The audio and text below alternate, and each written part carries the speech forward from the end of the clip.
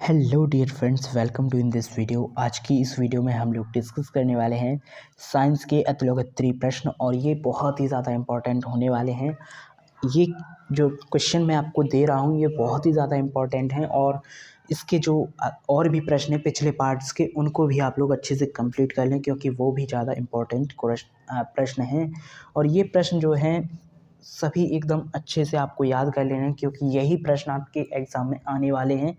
जैसा कि आप देख सकते हो, पिछले सेमेस्टर में, फर्स्ट सेमेस्टर में बहुत से बच्चों की साइंस में बैक लगी है, तो वो लोग इन प्रश्नों को अच्छे से याद रखें, क्योंकि ऐसे ही प्रश्न आपके एग्ज़ाम में आते हैं और आए हुए भी हैं। ठीक है, स्टार्ट करते हैं। कुछ अतिलोकप्रिय प्रश्न हैं, उसके बाद कुछ बहुविकल्पीय प्रश्न हैं। लास्ट तक वीडियो को ज़रूर देखेंगे, बीच में वीडियो को छोड़ के चले जाएंगे आपको कुछ भी समझ में नहीं आएगा और पूरे के पूरे क्वेश्चन भी नहीं जान पाएंगे।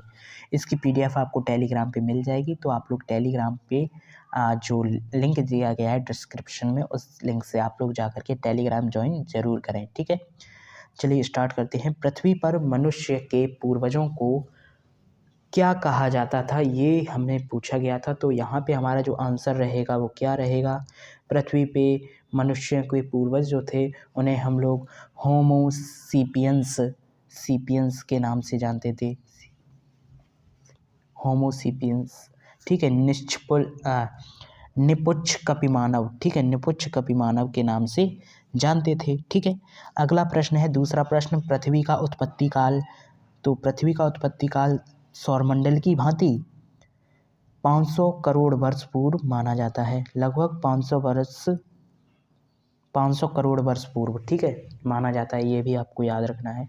अगला प्रश्न है, सौरमंडल किसे कहते हैं? तो सौरमंडल क्या होता है, सौरमंडल क्या होता है, इसके बारे में जानते हैं। सौरमंडल किसे कहते हैं? तो सूर्य के परिवार को सौरमंडल कहते हैं। और इसमें कितने ग्रह होते हैं? तो इसमें 8 ग्रह होते हैं। ठीक है, सूर्य के परिवार को सौरमंडल कहते हैं। इसमें 8 ग्रह होते हैं। ग्रह कौन कौन से होते हैं? तो इसमें बुध सूर्य के सबसे पास, फिर शुक्र, पृथ्वी, मंगल, बृहस्पति, ठीक है, और क्या होता है? शनि, अरुण, वरुण, ठीक है, और एक और बचा है, कौन सा है? ठीक है, एक और है कोई,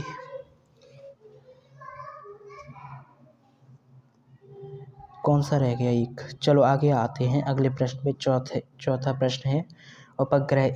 इन सभी ग्रहों के जो नाम है, 8 ग्रहों के नाम याद रखनी है। ठीक है, तो अच्छे से याद कर लेना है इनके ग्रहों के नाम। ठीक है, समस्त ग्रह के टूटे हुए पिंडों को उपग्रह कहते हैं। उपग्रह किसे कहते हैं? समस्त ग्रहों के टूटे हुए पिंड जो होते हैं उन्हें उपग्रह कहा जाता है। ये बात आपको याद रखनी है। इसके साथ साथ आपको क्या याद रखना है? सूर्य का व्यास।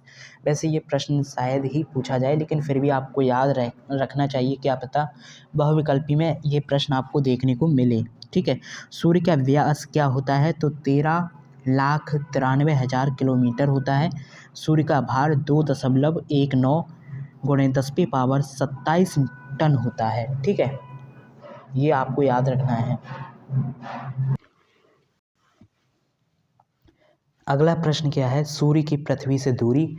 तो सूर्य की पृथ्वी से दूरी आपको याद रखनी है 14.96 करोड़ किलोमीटर। ठीक है, करोड़ किलोमीटर है, 14.96 करोड़ किलोमीटर।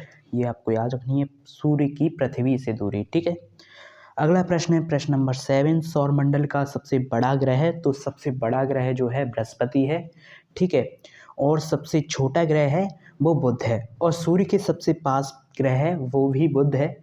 पृथ्वी के पास जो ग्रह है वो शुक्र है। ठीक है, ओके, अगले प्रश्न पे आते हैं, पृथ्वी का उपग्रह। तो पृथ्वी का उपग्रह कौन है? तो चंद्रमा है। आपको याद रखना है, पृथ्वी का उपग्रह चंद्रमा है। सौरमंडल के ग्रहों के नाम देखिए, यहाँ पे आप लोग जानेंगे सौरमंडल के ग्रहों के नाम। यहाँ पे हम लोग पृथ्वी को ही भूल गए थे शायद, यहाँ पे मंगल को भूले थे, किसको भूले थे, लेकिन अब सभी को जान लेंगे। ठीक है, तो क्या क्या हैं ग्रहों के नाम, इनके बारे में जानते हैं। सौरमंडल के ग्रहों के नाम, तो यहाँ पे बुध, शुक्र, पृथ्वी, मंगल, बृहस्पति, शनि, अरुण, वरुण, ये आपको याद रखने हैं। ठीक है, सभी ग्रहों के नाम अच्छे से याद रखने हैं।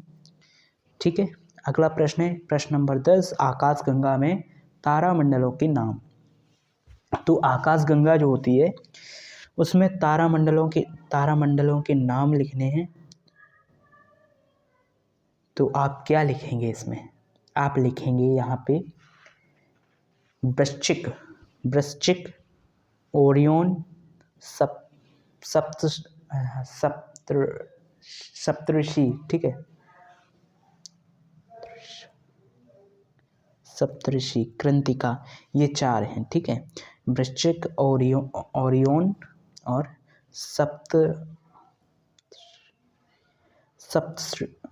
सप्तऋषि और कृत्तिका, ठीक है, कृत्तिका। यहाँ पे ये अच्छे से याद रखना है क्योंकि यहाँ पे थोड़ी सी दिक्कत होगी आपको याद रखने में। कृत्तिका, सप्तऋषि और ओरियन याद हो गया, बस चिक्र याद हो गया, ठीक है। इस पे थोड़ा सा जोर देना और इसको भी याद करना है।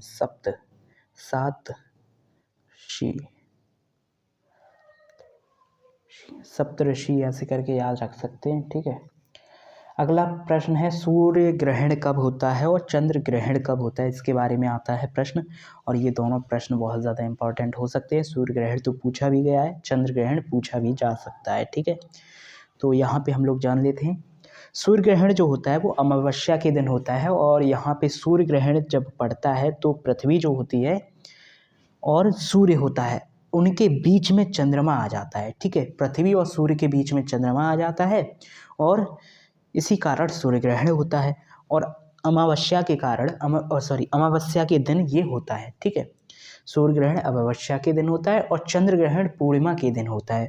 चंद्र ग्रहण क्या होता है? तो चंद्र ग्रहण सूर्य और चंद्रमा के बीच में पृथ्वी आ जाती है तब चंद्र ग्रहण होता है, ठीक है। ये याद रखना है आपको। नेक्स्ट आ जाते हैं यहाँ पे, नासा की स्थापना कब हुई? तो ये जो है इम्पोर्टेंट प्रश्न है। नासा की स्थापना 29 जुलाई, यहाँ पे ये करेक्ट नहीं लग रहा है, मुझे लग रहा है 19 जुलाई होना चाहिए, ठीक है। क्या करेक्ट है? ठीक है, तो आप इसको थोड़ा सा वेरीफाई करेंगे। यहाँ पे नासा की जो स्थापना है 19 जुलाई को है या 29 जुलाई को है, ठीक है। 1 सेकंड दीजिए आप, मैं ही करेक्ट करता हूँ इसको। तो यहाँ पे जो भी है सही लिखा हुआ है, कोई दिक्कत नहीं। 29 जुलाई 1958 में ही, ठीक है। 29 जुलाई, यहाँ पे थोड़ी सी मिस्टेक, 29 जुलाई 1998 में ही क्या हुई है? 1958 में ही हुई है नासा की स्थापना, ठीक है। नासा का फुल फॉर्म में अगर आप जानना चाहें तो national aeronautics and space administration, ठीक है। यहाँ पे नासा की स्थापना जो है 29 जुलाई को हुई है और ये 1958 में हुई है, ठीक है। ये आपको याद रखना है, ठीक है। अगला प्रश्न क्या रहेगा इसी तरह से, तो आपसे पूछा जा सकता है इसरो की स्थापना कब हुई है? तो आपको याद रखना है इसरो की स्थापना हुई है 15 अगस्त, ठीक है, 15 अगस्त 1969 को, ठीक है, 1969 को, ठीक। नासा की इसरो की स्थापना, इसरो का जो मुख्यालय है वो कहाँ है? तो ये बेंगलुरु में है। और नासा का मुख्यालय कहाँ है? तो यहाँ पे ये वाशिंगटन DC अमेरिका में है, ठीक है। ओके, अगला प्रश्न आता है, प्रश्न नंबर है 13। कृषि की प्रमुख यंत्र क्या क्या हैं? तो कृषि के प्रमुख यंत्रों के बारे में आपको पता होना चाहिए।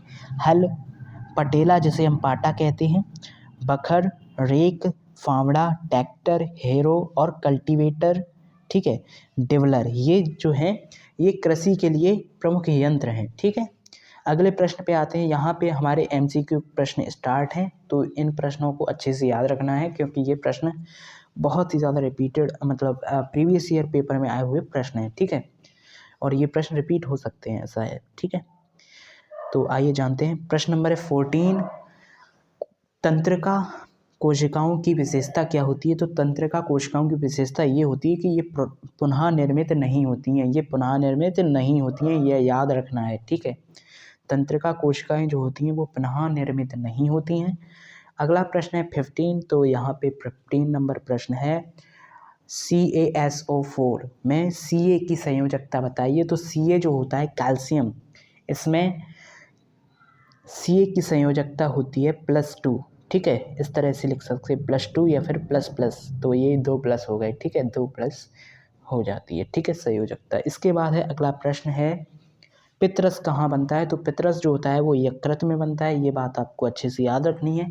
पितरस यकृत में बनता है, पितरस। ठीक है, अगला प्रश्न है एक तत्व के समस्थानिक होते हैं, क्या होते हैं? परमाणु संख्या समान लेकिन द्रव्यमान संख्या जो होती है वो भिन्न होती है।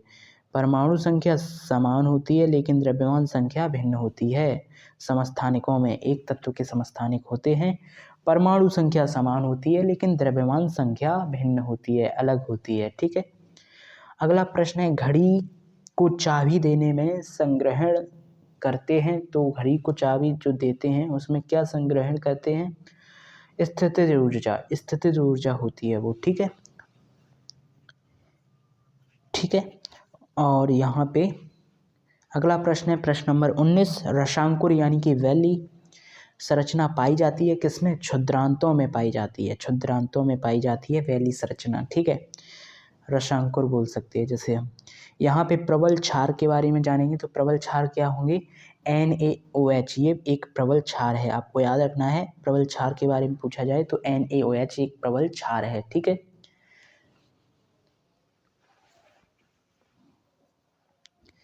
ओके। दाएं निलय से प्रश्न नंबर है 21, दाएं निलय से अशुद्ध रुधिर जो होता है वो कहाँ चला जाता है? तो आपको याद रखना है, ये प्रश्न बहुत से बच्चे गलत कर जाते हैं, बहुत से लोग गलत कर जाते हैं। तो यहाँ पे दाएं निलय से अशुद्ध रुधिर जो होता है फेफड़े में चला जाता है। ठीक है, ठीक है, ये कहाँ जाता है? फेफड़े में चला जाता है। ठीक है, अगला प्रश्न आता है प्रश्न नंबर है 22, नाइट्रोजन अणु में क्या होता है? तो नाइट्रोजन अणु में क्या होता है? त्रिक सहसंयोजी बंध होता है, त्रिक सहसंयोजी बंध होता है नाइट्रोजन अणु में। नाइट्रोजन अणु में त्रिक सहसंयोजी बंध होता है, ये याद रखना है। ठीक है, खरीफ की फसल क्या है? तो खरीफ की फसल धान होती है और रबी की फसल यहाँ पे चना होती है, आपको याद रखना है। ठीक है, फसलों के बारे में एक वीडियो डिटेल में आई हुई है, उसको देख सकते हैं। ठीक है, इसके आगे जानते हैं सिंचाई की कटाऊ पानी विधि। ठीक है, सिंचाई की कटाऊ पानी विधि है तो आप्लावन या प्रवाह विधि है, आप्लावन या प्रवाह विधि, इसे दोनों नामों से जाना जाता है। सिंचाई की कटाऊ विधि, कटाऊ पानी विधि क्या है? तो आप्लावन या प्रवाह विधि। ठीक है, तो देखो यहाँ पे मैं आपको बता रहा था कि फसलों के बारे में, यानी खरीफ की फसल, रबी की फसल और जायद की फसल, इसके बारे में एक वीडियो आपको मिल जाएगी।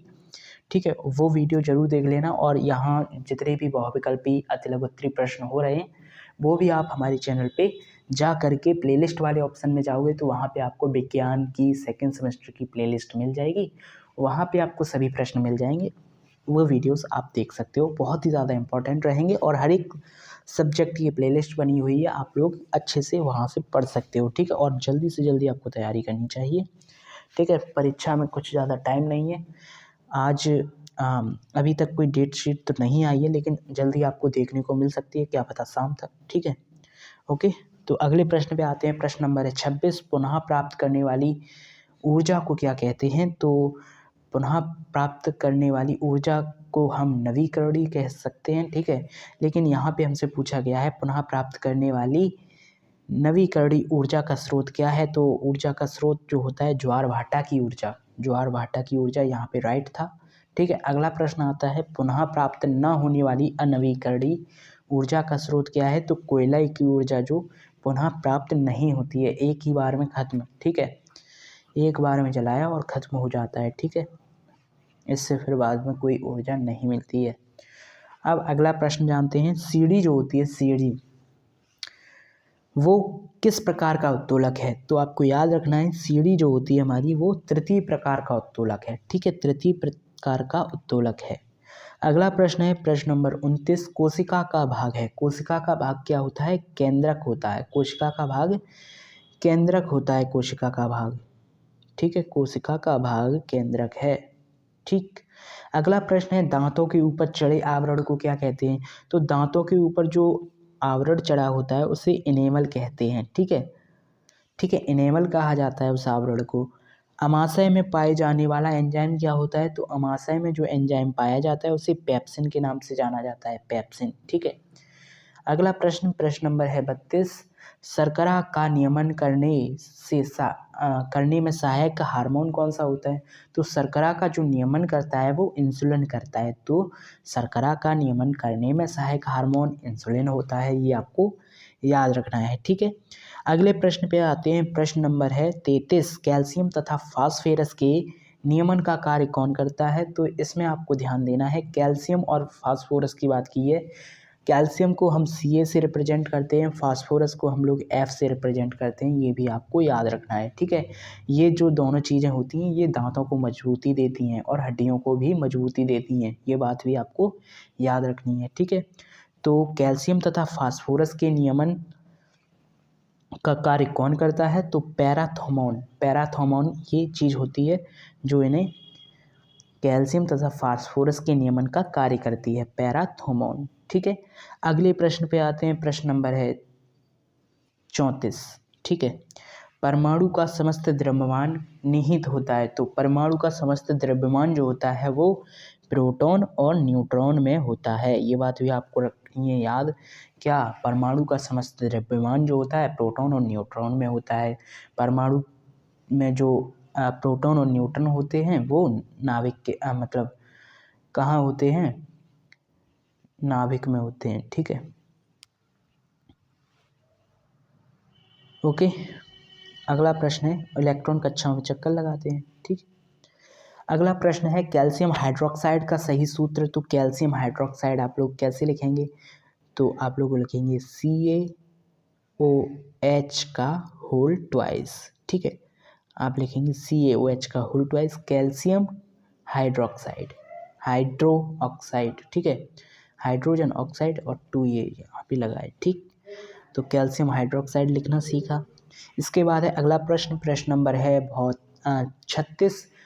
भौतिक परिवर्तन में अणु भौतिक परिवर्तन में पदार्थ के अणुओं में परिवर्तन नहीं होता। भौतिक परिवर्तन में भौतिक परिवर्तन में पदार्थ के अणुओं में परिवर्तन नहीं होता है, ये बात आपको याद रखनी है, ये पॉइंट आपको याद रखना है कि भौतिक परिवर्तन में पदार्थ के अणुओं में कोई परिवर्तन नहीं होता है, ये बात आपको याद रखनी है। ठीक है।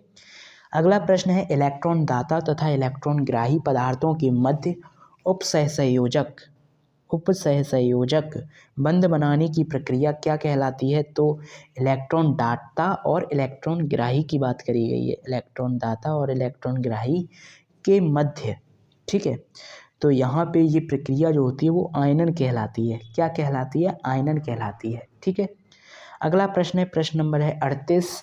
प्रश्न क्या है, उदासीनीकरण क्रिया में क्या होता है? तो उदासीनीकरण की जब क्रिया होती है तो लवण बनता है और जल बनता है, साल्ट बनता है और वाटर बनता है। अब आपसे पूछा जा सकता है कि वाटर का सूत्र क्या होता है? तो आप H2O बताएंगे। ठीक है। वैसे पूछा नहीं जाएगा लेकिन फिर भी आप लोग जान सकते हैं कि H2O होता है और भारी जल यहाँ पे जानेंगे D2O होता है, D2O। ठीक है, D2O। ओके। अगला प्रश्न क्या है, प्रबल अम्ल या प्रबल क्षार वह हैं जो जल में अधिक आयनित हों। जो जल में अधिक आयनित होते हैं वह प्रबल अम्ल या प्रबल क्षार होते हैं। ठीक है। अगला प्रश्न है, प्रश्न नंबर है 40। अम्ल व क्षारों की प्रबलता निर्भर करती है। तो अम्ल और क्षारों की जो प्रबलता होती है वो आयनन की मात्रा पर निर्भर करती है। बस थोड़ी देर की और क्लास बची है और आपके ये जो मोस्ट इम्पॉर्टेंट प्रश्न है वो कंप्लीट हो जाएंगे। ठीक है। तो लास्ट तक ज़रूर देखते रहें, थोड़ी देर और आपको देखने की ज़रूरत है बस। ठीक है। प्रबल अम्ल और प्रबल क्षार की प्रबलता निर्भर करती है उनके आयनन की मात्रा पर। ठीक है, उनके आयनन की मात्रा पर। ठीक है। इसके बाद है प्रश्न नंबर है 41। चक्रवात का आकार कैसा होता है? तो चक्रवात का आकार अंडाकार होता है। आपको याद रखना है अंडा कुछ इस तरह का होता है, तो अंडाकार इसका आकार होता है। और पृथ्वी का आकार अगर आपसे पूछा जाता है तब भी आप अंडाकार ही बताएंगे। ठीक है, अकॉर्डिंग टू DLED। ठीक। अगला प्रश्न है, सुनामी का संबंध है। सुनामी का संबंध किससे है? तो पानी के अंदर जो उत्पन्न होती हैं लहरें उनसे सुनामी का संबंध है। पानी के अंदर उत्पन्न लहर से सुनामी का संबंध है। अगला है सुनामी का निर्माण होता है तो पृथ्वी पर प्लेट खिसकने से, पृथ्वी पर प्लेट जो खिसकती हैं उससे सुनामी का निर्माण होता है। ठीक है। अगला प्रश्न है जिन अम्लों में ऑक्सीजन तथा सल्फर नहीं होते हैं, जिन अम्लों में ऑक्सीजन और सल्फर नहीं होते वे कहलाते हैं, वे क्या कहलाते हैं? तो वे कहलाते हैं हाइड्रेसिड कहलाते हैं। ठीक है। अगला प्रश्न है प्रश्न नंबर 45। जिन लवणों के जलीय विलयन एक ही प्रकार के धनायन व एक ही प्रकार के ऋणायन देते हैं वे क्या कहलाते हैं? तो वे कहलाते हैं सामान्य लवण। उन्हें सामान्य लवण कहलाता है। जिन लवणों के जलीय विलयन में एक ही प्रकार के धनायन और एक ही प्रकार के ऋणायन होते हैं या देते हैं वो सामान्य लवण कहलाते हैं। तो आज की क्लास में हम लोग इतना ही रखते हैं। यहाँ पे मैंने आपको टोटल 45 प्रश्न कराए हैं। ठीक है। 45 प्रश्न कराए हैं। इनमें से कोई ना कोई प्रश्न आपको, कोई ना कोई नहीं, मैं आपको यहाँ से श्योर कर देता हूँ 2 से 3 प्रश्न आपको यहीं से देखने को मिल सकते हैं। ठीक है। और भी क्लासेस हैं उनसे भी आप लोग अच्छे से पढ़िए। बहुविकल्पी प्रश्न मैंने कराए हुए हैं, वहाँ से पढ़ सकते हैं। वैसे आप लोग ये बताइए कि यहाँ पे मैंने 45 कराए, उनमें से कितने प्रश्न आपको पता थे? ये कमेंट करके आप लोग ज़रूर बताना। और बाकी के जितने भी प्रश्न बताए हैं उन सभी प्रश्नों को याद भी कर लेना और इनको लिखना हो तो आप लोग लिख सकते हैं। इसका लिंक जो है टेलीग्राम का लिंक आपको डिस्क्रिप्शन में मिल जाएगा और वहाँ पे आपको PDF मिल जाएगी। इसकी PDF आपको टेलीग्राम पे मिल जाएगी। ठीक है। लिंक आपको डिस्क्रिप्शन में मिल जाएगा। ठीक है। तो थैंक यू, मिलते हैं नेक्स्ट वीडियो में। ओके।